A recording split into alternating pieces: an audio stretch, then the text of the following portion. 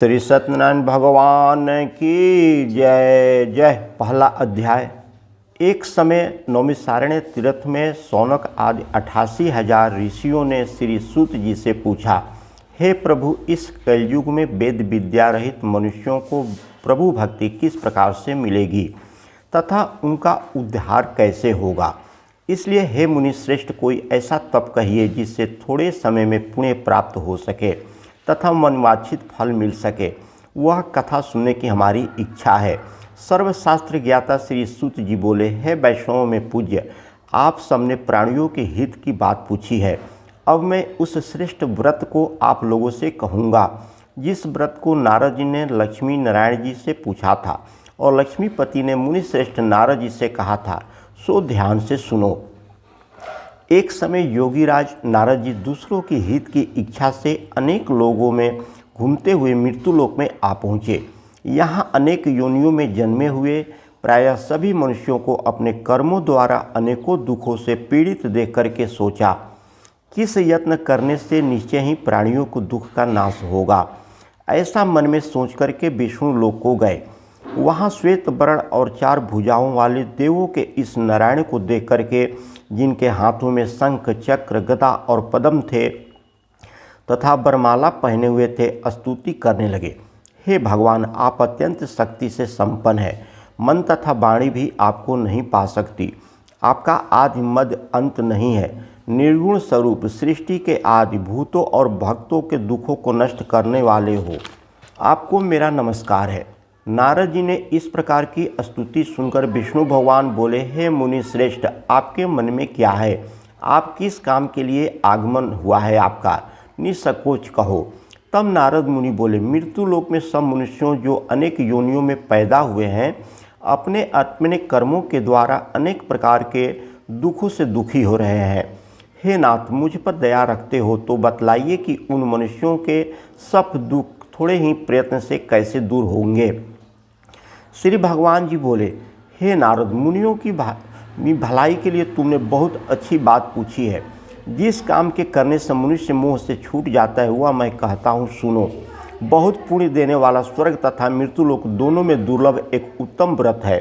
आज मैं प्रेमवश होकर के तुमसे कहता हूँ, सत्यनारायण का यह व्रत अच्छी तरह से विधि पूर्वक करके मनुष्य आयु प्रयत्न यहाँ सुख भोग करके मरने पर मोक्ष को प्राप्त होता है।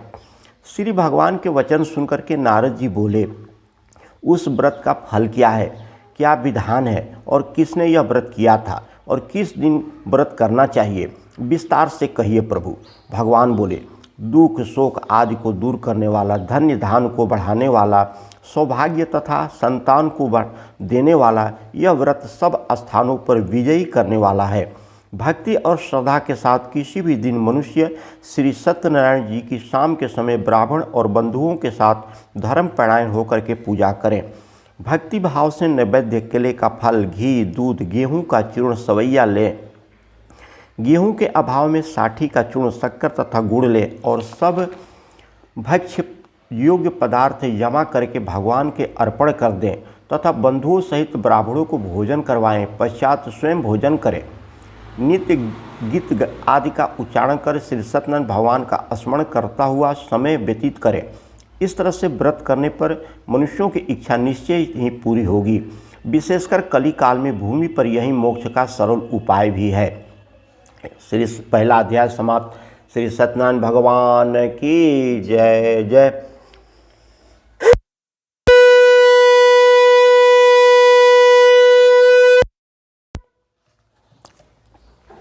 दूसरा अध्याय। सूत जी बोले, हे ऋषियों, जिसने पहले समय में इस व्रत को किया है उसका इतिहास कहता हूँ, ध्यान से सुनो। सुंदर काशी नगरी में एक अत्यंत निर्धन ब्राह्मण रहता था। वह भूख और प्यास से बेचैन हुआ नित्य पृथ्वी पर घूमता था। ब्राह्मणों से प्रेम करने वाले भगवान ने ब्राह्मण को दुखी देख करके बूढ़े ब्राह्मण का रूप धर करके उसके पास आदर के साथ पूछा, हे विप्र, नित्य दुखी हुआ पृथ्वी पर क्यों घूमता है? हे श्रेष्ठ ब्राह्मण, यह सब मुझसे कहो, मैं सुनना चाहता हूँ। ब्राह्मण बोला, मैं निर्धन ब्राह्मण हूँ, भिक्षा के लिए पृथ्वी पर फिरता हूँ। हे भगवान, यदि आप इसका उपाय जानते हो तो कृपा करके कहो। वृद्ध ब्राह्मण बोला कि सत्यनारायण भगवान मनोवांछित फल देने वाले हैं, इसलिए हे ब्राह्मण तू उनका पूजन कर, जिनके करने से मनुष्य सब दुखों से मुक्त होता है। ब्राह्मण को व्रत का सारा विधान बतला करके बूढ़े ब्राह्मण का रूप धारण करने वाले सत्यनारायण भगवान अंतर ध्यान हो गए। जिस व्रत को वृद्ध ब्राह्मण ने बताया है मैं उसको करूँगा, यह निश्चय करने पर उसे रात में नींद नहीं आई। वह सवेरे उठ करके सत्यनारायण भगवान के व्रत का निश्चय करके भिक्षा के लिए चला। उस दिन उसको भिक्षा में बहुत धन मिला, जिससे बंधु बांधुओं के साथ उसने सत्यनारायण भगवान का व्रत किया। इसके करने से वह ब्राह्मण सब दुखों से छूट करके अनेक प्रकार की संपत्तियों से युक्त हुआ। उस समय से वह ब्राह्मण हर मास व्रत करने लगा। इस तरह से सत्यनारायण भगवान के व्रत को जो करेगा वह सब पापों से छूट करके मोक्ष को प्राप्त होगा। आगे जो पृथ्वी पर सत्यनारायण भगवान का व्रत करेगा वह मनुष्य सब दुखों से छूट जाएगा। इस तरह नारद जी ने नारायण जी का कहा हुआ यह व्रत मैंने तुमसे कहा। हे विप्र, मैं अब क्या कहूँ? ऋषि बोले, हे मुनीश्वर, संसार में इस ब्राह्मण से सुनकर के किस किस ने इस व्रत को किया, हम सब वह सुनना चाहते हैं। इसके लिए हमारे मन में श्रद्धा है। सूत जी बोले, हे मुनियों, जिसने यह व्रत को किया है वह सब सुनो। एक समय ब्राह्मण धन और ऐश्वर्य के अनुसार बंधु बांधुओं के साथ व्रत करने को तैयार हुआ। उसी समय एक लकड़ी बेचने वाला बूढ़ा ब्राह्मण आया और बाहर लकड़ियों को रख करके ब्राह्मण के मकान में गया। प्यास से दुखी लकड़हारा उनको व्रत करते देख के ब्राह्मण को नमस्कार करके कहने लगा कि आप यह क्या कर रहे हैं और इसके करने से क्या फल मिलता है, कृपा करके मुझसे कहो। ब्राह्मण ने कहा, सब मनकामना को पूरा करने वाला यह सत्यनारायण भगवान का व्रत है। इसकी कृपा से ही मेरे यहाँ धन्य धान आदि की वृद्धि हुई है। ब्राह्मण से इस बात के बारे में जान करके लकड़हारा बहुत ही प्रसन्न हुआ। चरणामृत ले और प्रसाद खाने के बाद अपने घर को गया। लकड़हारे ने अपने मन में इस प्रकार का संकल्प किया कि आज जो ग्राम से लकड़ी बेचने से जो धन मिलेगा उसी से सत्यनारायण देवता का उत्तम व्रत करूँगा। यह मन में विचार करके वह बूढ़ा आदमी लकड़ी अपने सिर पर रख करके जिस नगर में धनवान लोग रहते थे वह ऐसे सुंदर नगर में गया। उस रोज़ वहाँ पर उसे उन लकड़ियों का दाम पहले दिनों से चौगुना मिला। तब वह बूढ़ा लकड़हारा दाम लेकर के अति प्रसन्न होकर के पक्के केले की फली, शक्कर, घी, दूध, दही और गेहूं का चूर्ण इत्यादि सत्यनारायण भगवान के व्रत की कुल सामग्रियों को लेकर के अपने घर गया। फिर उसने अपने भाइयों को बुला करके विधि के साथ भगवान जी का पूजन और व्रत किया। उस व्रत के प्रभाव से वह बूढ़ा लकड़हारा धन, पुत्र आदि से युक्त हुआ और संसार के समस्त सुख भोग करके वैकुंठ को चला गया। दूसरा अध्याय समाप्त। श्री सत्यनारायण भगवान की जय जय।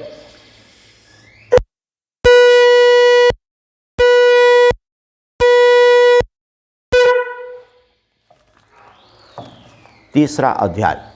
सूत जी बोले, हे श्रेष्ठ मुनियों, अब आगे की कथा कहता हूँ, सुनो। पहले समय में उल्का मुख नाम का एक विद्वान राजा था। वह सत्यवक्ता और जितेंद्रिय था। प्रतिदिन देव स्थानों पर जाता था, गरीबों को धन देकर के उनके कष्ट को दूर करता था। उसकी पत्नी कमल के समान मुख वाली और सती साध्वी थी।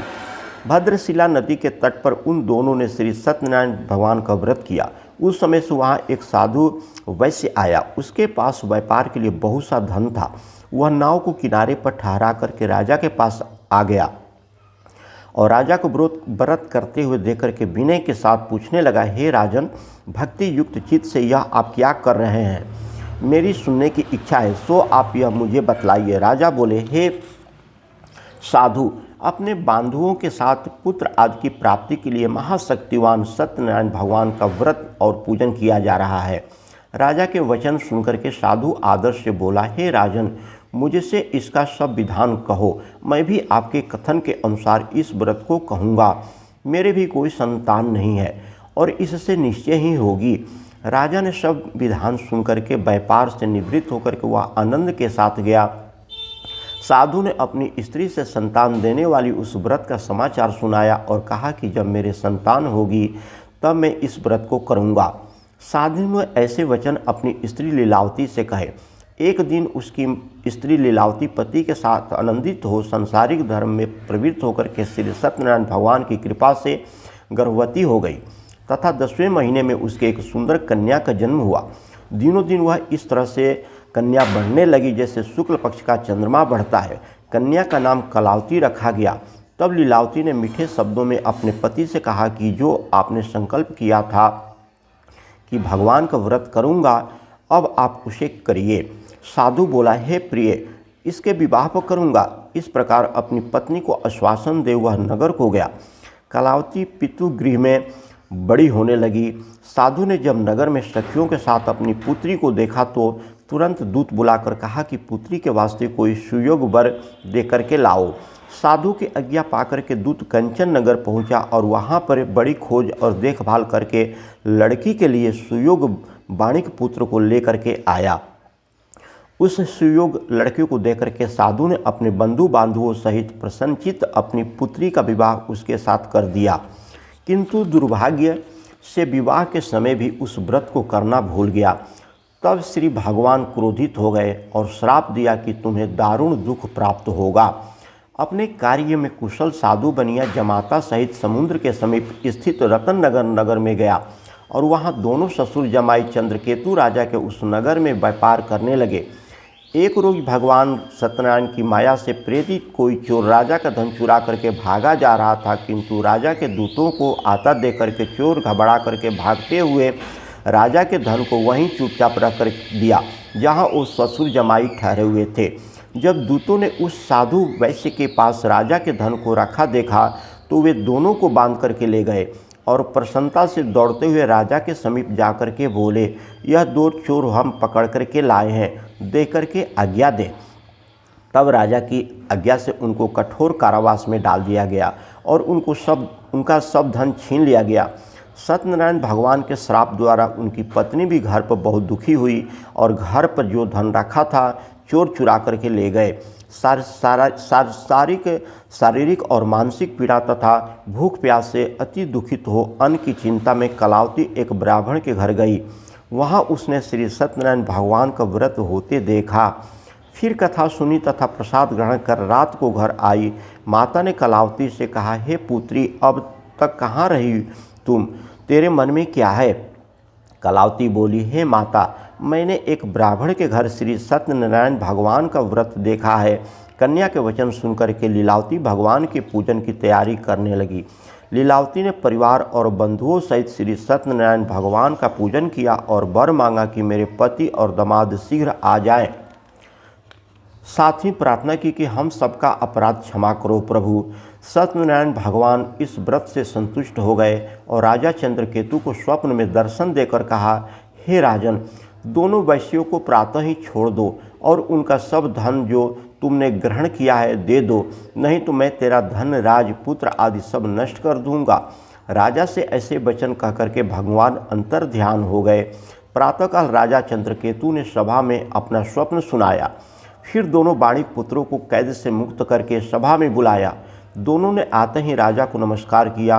राजा मीठे वचनों से बोला, हे महानुभाव, भावीवश ऐसा कठिन दुख प्राप्त हुआ है, अब तुम्हें कोई भय नहीं है। ऐसा कहकर के राजा ने उनको नए नए वस्त्र भूषण पहनाए तथा उनका जितना धन लिया था उससे दुगुना धन देकर के सादर सहित विदा किया।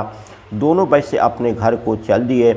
3रा अध्याय समाप्त। श्री सत्यनारायण भगवान की जय जय।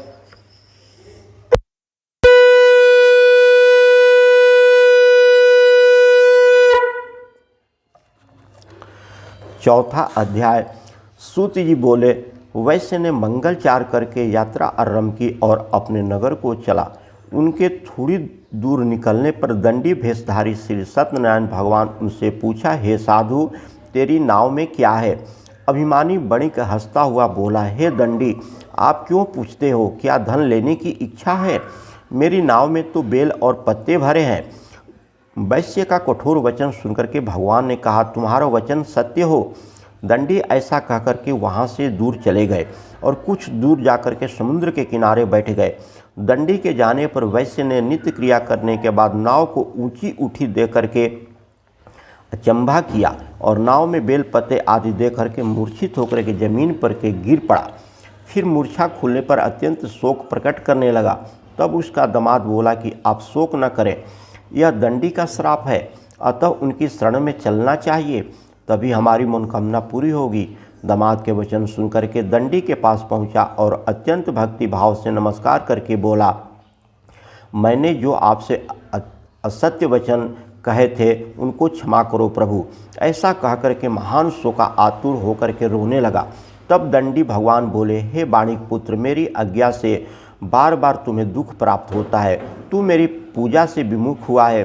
साधु बोला, हे भगवान, आपकी माया से मोहित ब्रह्मा आदि भी आपके रूप को नहीं जानते हैं, तब मैं अज्ञानी कैसे जान सकता हूँ। आप प्रसन्न होकर के मैं समर्थ के अनुसार आपकी पूजा करूँगा। मेरी रक्षा कीजिए और पहले के समान नौका में धन भर दीजिए। उसके भक्ति युक्त वचन सुनकर के भगवान प्रसन्न हो गए, उसकी इच्छा के अनुसार वर देकर के अंतर ध्यान हो गए। अब उन्होंने आकर देखा कि नाव धन से परिपूर्ण है। फिर वह भगवान सत्यनारायण का पूजन कर साथियों सहित अपने नगर को चला। अब अपने नगर के निकट पहुंचा, तब दूत को घर भेजा। दूत ने साधु के घर जाकर उसकी स्त्री को नमस्कार कर कहा कि साधु अपने दामाद सहित इस नगर के समीप आ गए हैं। ऐसा वचन सुनकर के साधु की स्त्री ने बड़े खुशी के साथ सत्यदेव का पूजन से कहा, मैं अपने पति के दर्शन को जाती हूँ, तू कार्य पूर्ण करके शीघ्र आ जा। माता के ऐसे वचन सुनकर के कलावती प्रसाद छोड़कर के पति के पास गई। प्रसाद की अवज्ञा के कारण सत्यदेव भगवान रुष्ट हो गए, उसके पति को नाव पानी में डुबो दिए। कलावती अपने को न दे करके रोती हुई जमीन पर गिर पड़ी। इस तरह से नौका का डूबा हुआ तथा कन्या का रोता हुआ देख करके साधु दरिद्र दुखित होकर के बोला, हे प्रभु, मुझसे या मेरे परिवार से जो भूल हुई है उसे क्षमा कीजिए। उसके दीन वचन सुनकर के सत्यदेव प्रसन्न हो गए और आकाशवाणी हुई कि हे साधु, तेरी कन्या मेरे प्रसाद छोड़ करके आई है, इसलिए इसका पति अदृश्य हुआ है। यदि वह घर जाकर के प्रसाद खा करके लौटे तो इसके पति अवश्य मिलेंगे। ऐसी आकाशवाणी करके कलावती ने घर पहुँच करके प्रसाद खाया, फिर आकर के पति के दर्शन किए। साधु ने साधु बांधुओं सहित सत्यदेव का विधि पूर्वक पूजन किया। उस दिन से वह पूर्णिमा को सत्यनारायण भगवान का पूजन करने लगा। फिर इस लोक का सुख भोग करके अंत में स्वर्ग लोक को चला गया। चौथा अध्याय समाप्त। श्री सत्यनारायण भगवान की जय जय।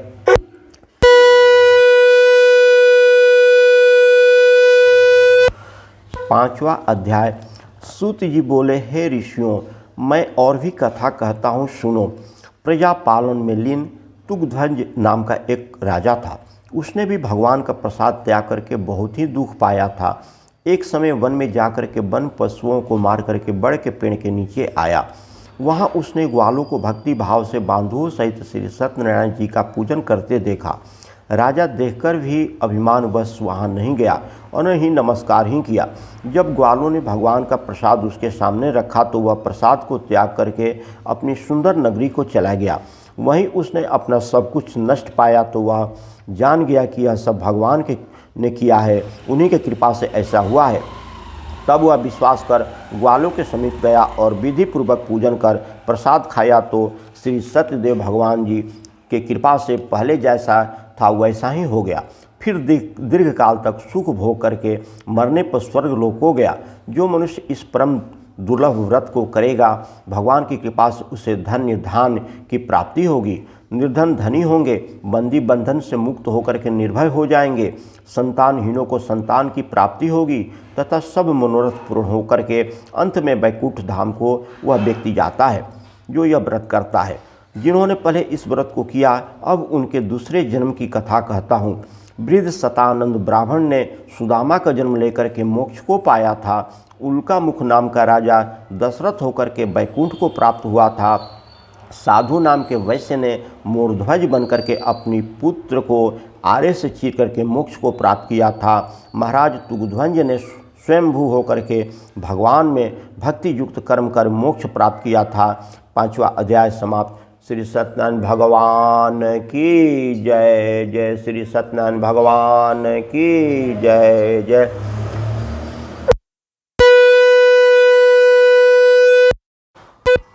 श्री सत्यनारायण भगवान की जय। आरती श्री सत्यनारायण भगवान जी की। जय लक्ष्मी रमणा, जय श्री लक्ष्मी रमणा। सत्यनारायण स्वामी जनपातक हरणा, जय लक्ष्मी रमणा। रतन जटित सिंहासन अद्भुत छबिराजे, नारद करत निरंतर घंटा ध्वनि बाजे। ओम जय श्री लक्ष्मी रमणा। प्रगट भये कलि कारण, बीजक दर्श दियो। बूढ़े ब्राह्मण बन के कंचन महल कियो। ओम जय लक्ष्मी रमणा। दुर्बल भील कराल जिन पर कृपा करी, चंद्रचूंड एक राजा तिनकी विपति हरि। ओम जय लक्ष्मी रमणा। वैश्य मनोरथ पायो श्रद्धा तज दीनी, सो फल भोगियो प्रभु जी फिर स्तुति कीनी। ओम जय लक्ष्मी रमणा।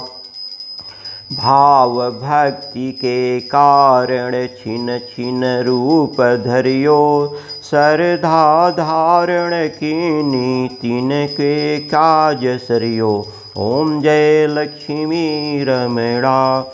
ग्वाल बाल संग राजा बन में भक्ति करी, मन वांछित फल दीनो दीन दयाल हरि। ओम जय लक्ष्मी रमणा।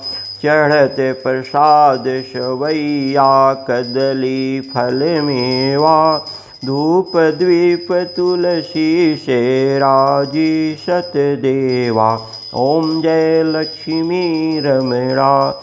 श्री सत्यनारायण जी की आरती जो कोई नर गावे, कहत शिवानंद स्वामी मन वांछित फल पावे। ओम जय लक्ष्मी रमणा। ओम जय जगदीश हरे, स्वामी जय जगदीश हरे। भक्त जनों के संकट क्षण में दूर करे। ओम जय जगदीश हरे। जो ध्यावे फल पावे, दुख बिन से मन का। सुख संपत्ति घर आवे, कष्ट मिटे तन का। ओम जय जगदीश हरे। मात पिता तुम मेरे, शरण गहूँ किसकी। तुम बिन और न दूजा, आस करूँ जिसकी। ओम जय जगदीश हरे। तुम पूरण परमात्मा, तुम अंतर्यामी। पार ब्रह्म परमेश्वर, तुम सबके स्वामी। ओम जय जगदीश हरे। तुम करुणा के सागर, तुम पालन करता। मैं मूरख खल कामी, कृपा करो भरता। ओम जय जगदीश हरे। तुम हो एक अगोचर, सबके प्राणपति। किस विधि मिलूं दया में, तुमको मैं कुमति। ओम जय जगदीश हरे। दीन बंधु दुख हरता, तुम ठाकुर मेरे। करुणा हस्त बढ़ाओ, द्वार पड़ा तेरे। ओम जय जगदीश हरे। विषय विकार मिटाओ, पाप हरो देवा। श्रद्धा भक्ति बढ़ाओ, संतन की सेवा। ओम जय जगदीश हरे। ओम जय जगदीश हरे। स्वामी जय जगदीश हरे। ओम जय जगदीश हरे। स्वामी जय जगदीश हरे। सदन भगवान की जय।